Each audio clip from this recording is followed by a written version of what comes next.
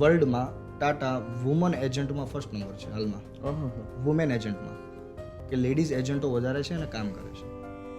Plus woman એમડીઆરટી એટલે એક slab આવે કે આમ હું તો એવું ગણું છું કે નીચો સ્લેબ કહેવાય, એની ઉપર બી ઘણા ઊંચા સ્લેબ છે, પણ એમડીઆરટી બનવું ને એક સારો એજન્ટની ખાસિયત છે કે એમડીઆરટી એ કઈ રીતે બનવું.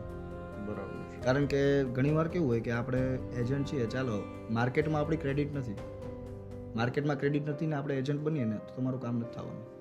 કારણ કે આ ટ્રસ્ટ ઉપર જ બિઝનેસ ચાલે, આ એક જ શબ્દ ઉપર બિઝનેસ ચાલે. તમારા ઉપર ટ્રસ્ટ છે તો તમને પોલિસી આપશે.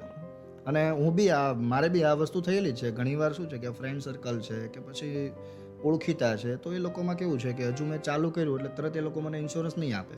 બહારનો વ્યક્તિ મને આપી દેશે પણ ફેમિલી વાળો નહીં આપે.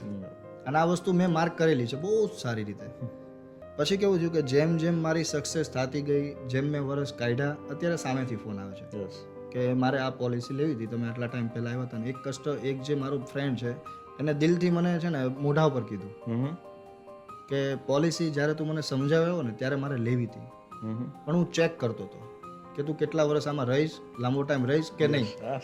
અને આ વસ્તુ જ્યારે એને મને કીધી ને મને જરાક પણ ખોટું નથી લાગ્યું, પણ મને બહુ મજા આવી કે ભલે એને ત્યારે પોલિસી ન લીધી પણ એને મારી સક્સેસ જોઈને પછી એને મારી પાસેથી પોલિસી.